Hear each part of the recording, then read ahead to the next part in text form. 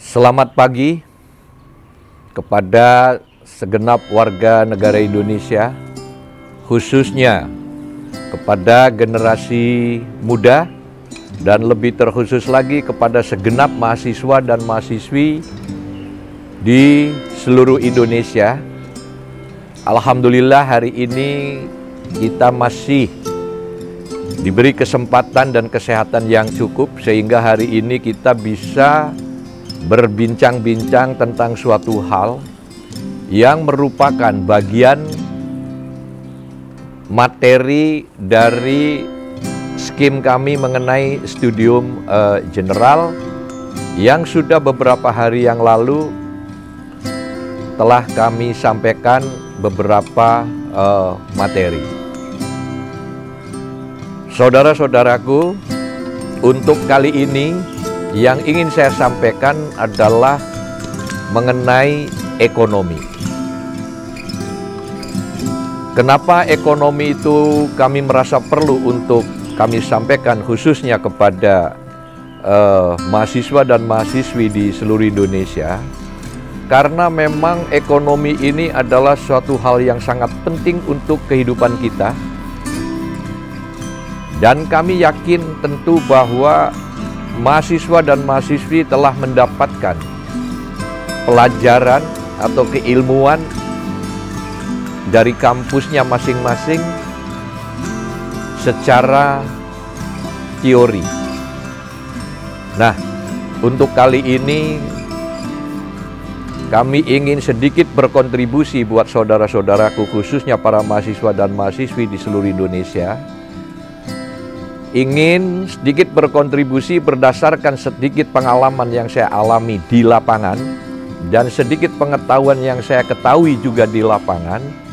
Maka materi yang ingin kami sampaikan di sini adalah materi-materi yang betul-betul proven telah kami alami dan kami ketahui.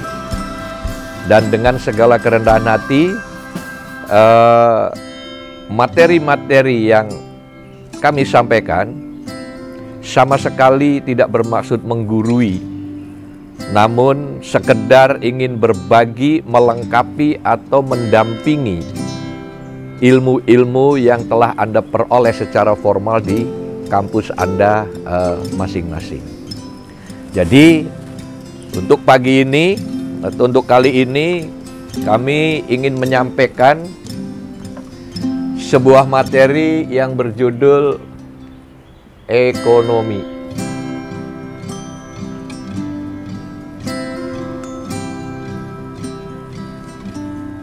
Sebelum kita membahas lebih dalam, kita mesti tahu dulu ekonomi itu apa.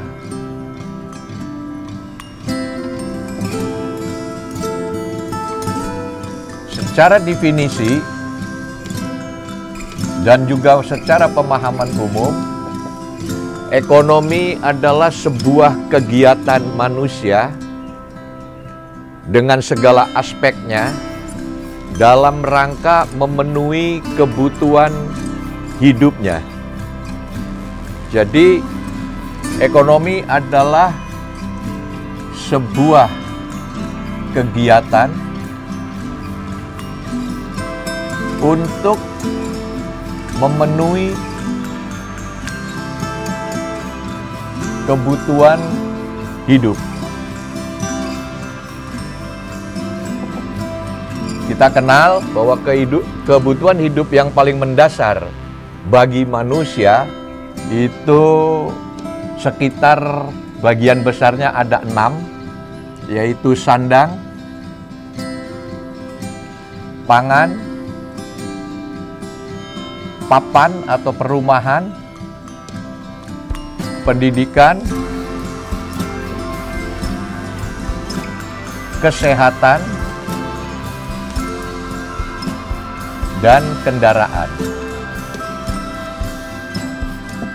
Nah, jadi definisi ekonomi adalah sebuah kegiatan manusia untuk memenuhi kebutuhan hidupnya, yang kalau di breakdown secara garis besar kebutuhannya berupa sandang, pangan, papan, pendidikan, kesehatan, dan kendaraan. Ini adalah definisi dan kebutuhan pokoknya. Kemudian untuk memenuhi kebutuhan-kebutuhan ini, jenis kegiatan ekonomi itu apa saja? Satu, kegiatan industri. Yang kedua, kegiatan perdagangan. Yang ketiga adalah kegiatan bursa. Yang keempat, kegiatan pertanian, strip peternakan, dan lain-lain. Ini adalah kegiatan yang hari-hari dilakukan oleh segenap manusia di seluruh penjuru bumi, yang intinya adalah merupakan kegiatan ekonomi. Itu yang pertama. Yang berikutnya, saudara-saudara sekalian, banyak istilah-istilah di dalam ekonomi. Misalnya, ada istilah ekonomi makro yang membahas soal ekonomi secara makro, dan ada juga ekonomi mikro. Ekonomi mikro ini adalah pembahasan ekonomi secara rinci dan detail, ya kan, mengenai kegiatan-kegiatan secara nyata. Misalnya kita melihat rakyat kita dari Sabang Merauke hari-hari melakukan kegiatan baik secara personal individu maupun secara berkelompok. Ini bagian-bagian ekonomi yang Anda bisa memperdalamnya melalui literatur-literatur dan artikel-artikel secukupnya. Hal lain yang perlu kita ketahui juga mengenai istilah-istilah di dalam ekonomi, misalnya istilah break-even point. Kemudian ada istilah lagi adalah payback period. Nah, apa ini payback period dan break-even point? Kalau break-even point itu adalah suatu perhitungan yang memperoleh angka di titik break-even, pas antara uang yang kita peroleh dari hasil usaha kita dibandingkan dengan ongkos tetap dan ongkos variabel yang kita keluarkan. Jadi BEP ini gambarannya kira-kira begini. Ini misalnya fixed cost-nya, ini variable cost-nya, maka total cost-nya adalah di sini. Nah, berapa uang yang kita peroleh? Sini gitu. Nah, inilah yang disebut break-even point. Ini quantity, dan yang ini adalah value. Jadi di titik inilah ketika pendapatan kita sejumlah yang kita perdagangkan atau kita jual, itu jumlahnya pas antara pengeluaran total yang kita keluarkan dengan pendapatan kita yang kita peroleh. Itulah yang namanya titik break-even point. Lain halnya dengan payback period. Kalau payback period itu satuannya adalah waktu, yaitu suatu titik yang menjelaskan berapa lama modal yang kita investasikan itu akan kembali. Jadi waktu satuannya itu bisa tahun, bisa bulan, dan seterusnya.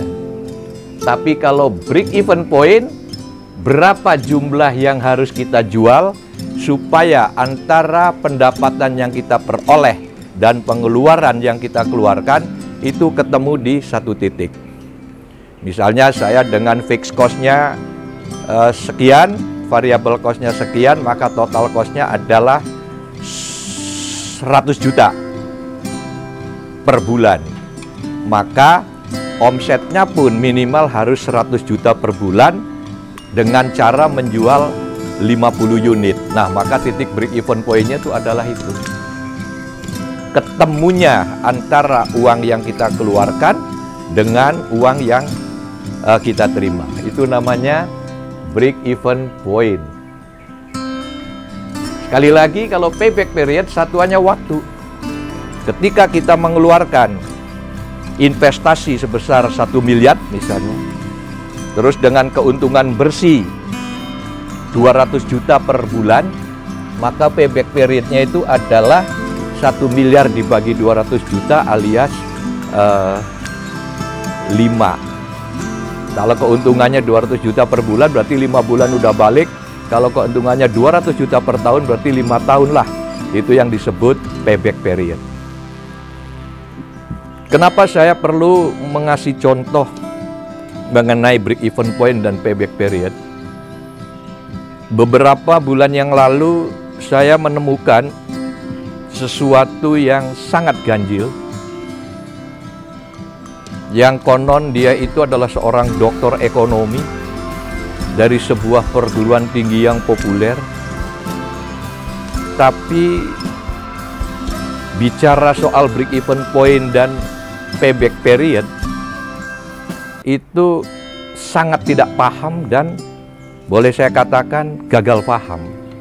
Ini saya sungguh merasa prihatin, sama seperti prihatinnya saya terhadap anak SD kelas 4, kelas 5, ditanya 6 kali 8 tidak tahu, ditanya 7 kali 7 juga tidak tahu. Nah, dengan demikian saya mempertanyakan dengan segala keprihatinan yang memalukan dan sekaligus memilukan, bahwa seorang dosen ekonomi ngakunya ditanya mengenai break even point dan payback period itu tidak paham, apalagi mengenai parameter-parameter ekonomi yang lain yang lebih kompleks. Jadi oke lah, ini adalah sebuah kritik dari saya bahwa hendaknya student kita pengetahuan dan pemahamannya itu harus lebih firm, apalagi para dosennya. Jadi ini yang perlu saya sampaikan dalam studium general ini, betapa pemahaman kita itu sangat dibutuhkan secara firm. Hal lain yang perlu saya sampaikan dalam kegiatan ekonomi yang tidak kalah pentingnya adalah faktor uang. Apa itu uang? Tentu selama ini yang sangat dikenal oleh semua pihak, dari anak-anak sampai orang dewasa sampai kakek-kakek, nenek-nenek, bahwa uang itu adalah alat tukar. Itu betul 100%. Tetapi uang selain alat tukar sebagai instrumen, uang memaknai juga yang lain, yaitu soal materi dan energi. Jadi hal lain yang ingin saya sampaikan mengenai pembahasan ekonomi itu adalah mengenai uang. Uang ini fungsinya betul, nomor pertama adalah sebagai alat tukar. Yang kedua sebagai materi. Dan yang ketiga adalah sebagai energi.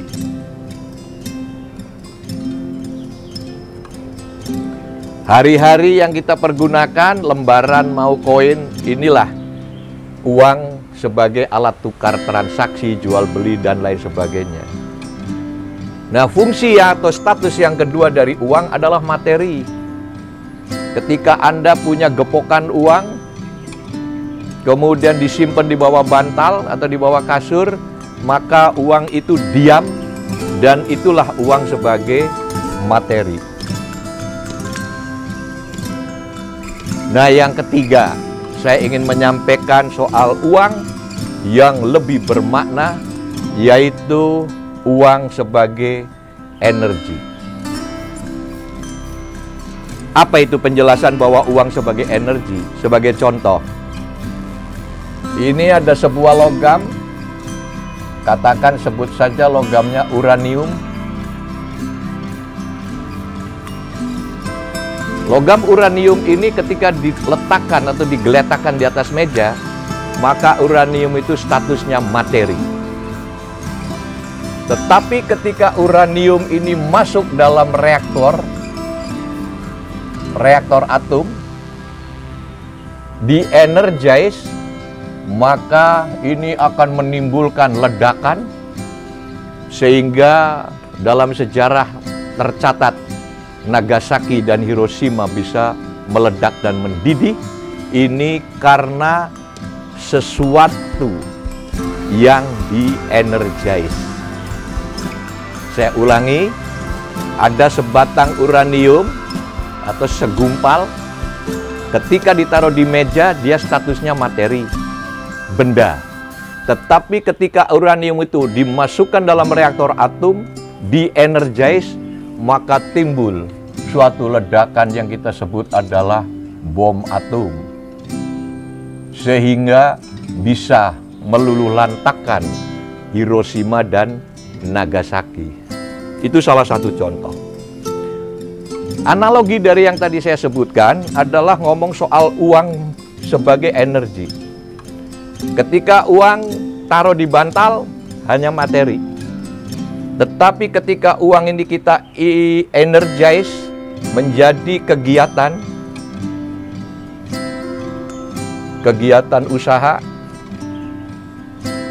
apakah itu sifatnya industri, apakah itu sifatnya perdagangan, apakah itu sifatnya pertanian dan peternakan.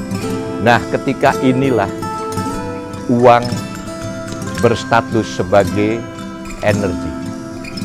Nah, segala sesuatu yang di-energize,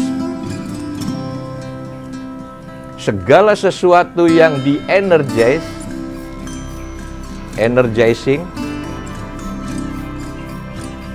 maka hukum alam selalu membenarkan segala sesuatu yang di-energize akan keluar sinar-sinar. Nah, uang yang di-energize insya Allah akan keluar sinar-sinar yang berupa apa?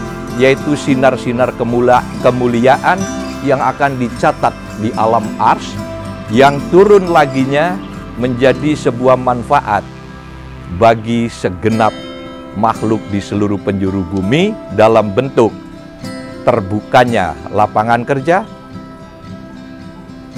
terselamatkannya nasib orang dalam menemukan rezekinya, dan lain-lain dan lain-lain. Itulah yang saya maksud bahwa ketika uang di-energize menjadi energi, maka akan keluarlah manfaat-manfaat.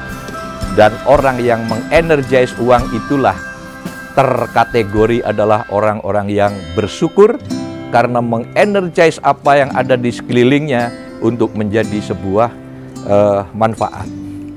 Jadi saudara-saudara, ini penting memaknai uang selain sebagai alat tukar. Yang berikutnya adalah uang akan menjadi materi ketika diam di atas atau di bawah bantal. Tetapi yang lebih bermakna, uang harus berstatus menjadi energi, yaitu ketika di-energize menjadi kegiatan usaha berupa industri, pertanian, peternakan, dan lain sebagainya,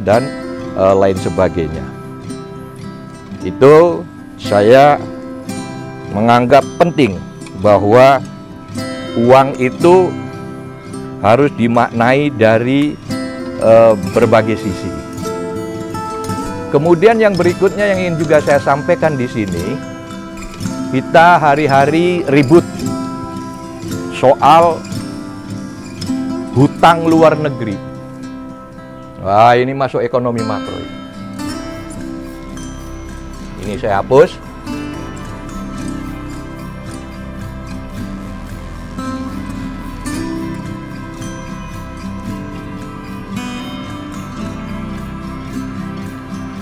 sudah menjadi pembicaraan hari-hari, bahkan pembicaraannya sudah sampai ke kedai-kedai kopi, yaitu apa? Mengenai hutang luar negeri kita. Hutang luar negeri.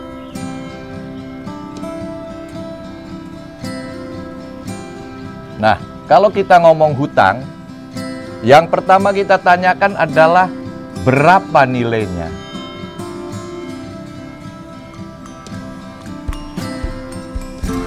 Konon ada yang bilang 7.000 triliun, ada yang ngomong 8.000 triliun. Anggap aja lah, misalnya 16 kali 5 jadi 8.000. Katakan 8.000 triliun. Ini artinya berapa? 8.000 triliun T dibagi 15.000 per dolar, ya, itu artinya berapa? 8.000 dibagi 15 itu, atau supaya gampang kita ngitungnya 75.000. 7.500 supaya ambil contohnya gampang. Nah, kalau 7.500 T dibagi 15.000, ini kira-kira berapa itu? 75 T dibagi 15.000 yaitu 15 ya? 15 atau 150 miliar US dollar. Atau 1.500. Ya? 150. 500 7.500 dibagi 15.000. Iya. Berapa? 150 miliar dolar. Atau 1.500. Kalau 1.500, enggak, bukan ini. 5 ya. Bukan ini, yaitu 500 ya. 500 miliar dolar.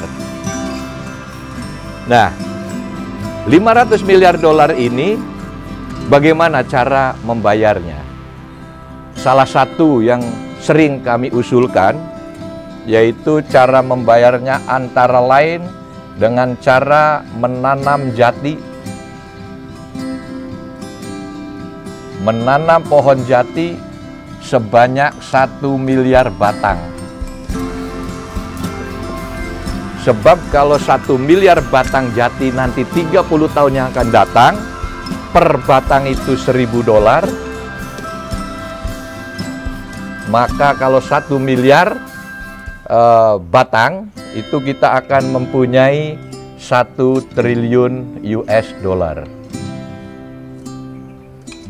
Nah, dengan perbandingan kita punya duit 1 triliun US dollar, dan kita punya utang 500 miliar dolar, ini sangat cukup. Kalau kita hitung dengan perhitungan future value dan present value. Ini saya minta dikoreksi, benar nggak? Kalau 1.000, 15.000, kalau 7.500, 500, benar. Nah, jadi, kalau di dalam economical engineering, ada istilah present value, yaitu nilai sekarang, dan ada future value, yaitu nilai yang akan datang. Jadi, ketika kita menanam jati sebanyak 1 miliar batang dengan harga 1.000 US dollar per batang, maka kita akan menghasilkan 1 triliun US dollar pada waktu 30 tahun yang akan datang. Nah, dengan 1 triliun 30 tahun yang akan datang yang merupakan future value, itu mungkin sekarangnya present value-nya itu sekitar 800 miliar US dollar. Nah, ketika kita punya uang yang present value-nya adalah future value-nya 1 triliun dolar, kita punya utangnya, punya duitnya 800. Kalau dihitung present value dan kita punya hutangnya 500, maka ini sudah cukup untuk melunasinya. Saudara-saudara sekalian, angka-angka ini boleh salah, prediksi-prediksi juga boleh tidak tepat, tapi yang ingin saya sampaikan adalah cara berpikirnya, bagaimana caranya untuk melunasi hutang negara. Yang mana salah satu cara tersebut adalah, menurut saya adalah cara yang sangat reasonable. Kemudian Pak Noto, butuh berapa lahan dengan 1 miliar dolar ini? Dengan 1 miliar batang jati ini. Menurut penelitian, 1 batang jati itu butuh 19 meter persegi. Jadi kalau kita menanam 1 miliar batang, itu kita butuhnya 1,9 juta hektar. Jadi menurut penelitian, 1 batang itu butuh 19 meter persegi. Jadi kalau 1 miliar batang, ini kira-kira 1,9 juta hektar. Apakah 1,9 juta hektar ini adalah suatu lahan yang tidak mungkin? Sangat mungkin. Karena apa? Anda coba minta ke data-data kehutanan. Ada orang yang punya HPH-nya 5 juta hektar, ada juga yang punya HPH-nya 3,5 juta hektar, dan lain-lain dan lain-lain. Jadi kalau negara mengalokasikan 1,9 juta hektar atas nama pelunasan utang negara, ini mestinya tidak ada masalah. Karena apa? Saya ulangi, ketika kita menanam jati 1 miliar batang, ya, kalau per batangnya 30 tahun yang akan datang itu $1.000 per batang, maka 30 tahun yang akan datang kita punya nilai 1 triliun US dollar. Nah, future value-nya 1 triliun, present value-nya sekitar 800 miliar dolar, yang mana hutang kita 500 miliar dolar. Jadi secara matematis sederhana, kita punya aset hari ini 800, kita punya utang 500, berarti kita masih surplus 300 miliar US dollar. Nah, tinggal tanaman jati kita yang udah ditanam itu kita amankan dengan satelit-satelit tertentu, dan itu pasti ada teknologinya. Jadi saudara-saudara sekalian, itu yang ingin saya sampaikan dalam konteks soal ekonomi. Hal lain yang perlu juga dibahas dalam soal ekonomi, yaitu mengenai pemahaman accounting dan finance. Accounting itu adalah sebuah disiplin ilmu yang merupakan bagian dari ilmu ekonomi yang berhitung, menganalisa mengenai tata hitung, tata tulis mengenai keuangan, baik keluar maupun masuk. Berikut pelengkap-pelengkapnya. Nah, kalau finance itu lebih banyak bicara soal bisnisnya, analisa bisnisnya, karakter bisnisnya, resiko bisnisnya, dan lain sebagainya. Ini dibicarakan di finance engineering. Nah, di dalam ilmu finance, sebagai contoh, kalau kita mau mengetahui cairan ini sifatnya asam atau basa, itu kita memasukkan lakmus. Kalau lakmus merah dicelupin ke cairan ini menjadi biru, berarti cairan ini sifatnya basah.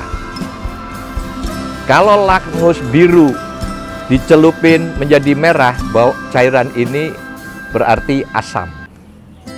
Nah, di dalam finance engineering, untuk melihat kondisi perusahaan itu bagus atau tidak, itu kita harus memasukkan 3 lakmus.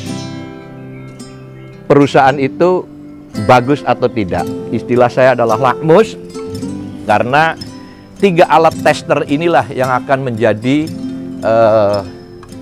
yang akan membantu kita dalam menyimpulkan perusahaan itu sehat atau tidak.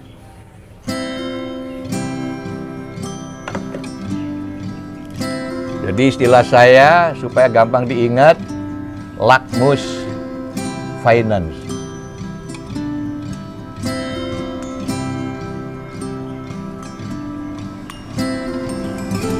Apa itu lakmus finance? Yang pertama adalah income statement. Income statement.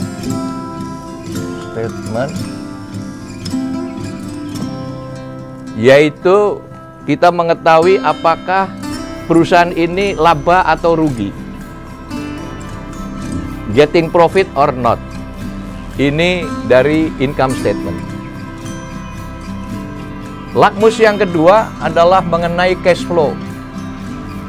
Cash flow. Apa? Aliran duitnya.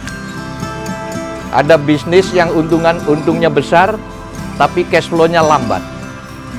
Dan ada juga bisnis yang cash flow-nya cepat, ya kan, walaupun untungnya kecil. Tentu yang paling ideal bagaimana kita memperoleh atau membangun kegiatan ekonomi atau bisnis yang untungnya besar, cash flow-nya juga cepat. Jadi cash flow ini adalah aliran uang. Aliran uang keluar dan masuknya itu cepat. Kalau income statement ini mengenai masalah laba rugi. Nah, lakmus yang ketiga adalah mengenai balance sheet. Balance sheet ini kalau dalam bahasa hari-hari adalah neraca. Nah, neraca itu bagaikan timbangan, yaitu kanan dan kirinya seberapa bagus, berapa aset kita dan berapa liabilitas kita. Artinya apa? Berapa kekayaan yang kita miliki dalam sebuah company dan berapa tanggungan kita yang harus ditanggung oleh company. Jadi balance sheet, istilahnya juga balance, itu keseimbangan antara aset dan liability.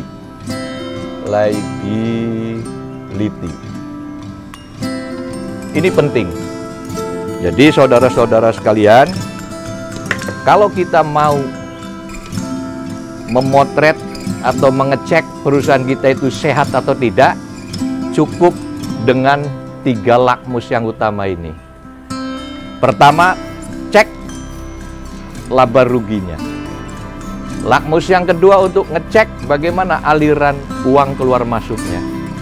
Dan yang ketiga adalah balance sheet, yaitu neraca, berapa kekayaan kita dan berapa tanggungan atau beban kita. Dengan 3 hal ini,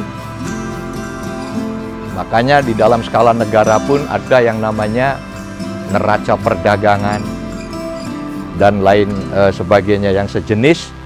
Itu adalah untuk mengukur bagaimana keuangan yang dimiliki secara total, baik kegiatan bisnis personal maupun yang skalanya lebih besar, dalam hal ini misalnya untuk urusan hutang dan piutang negara.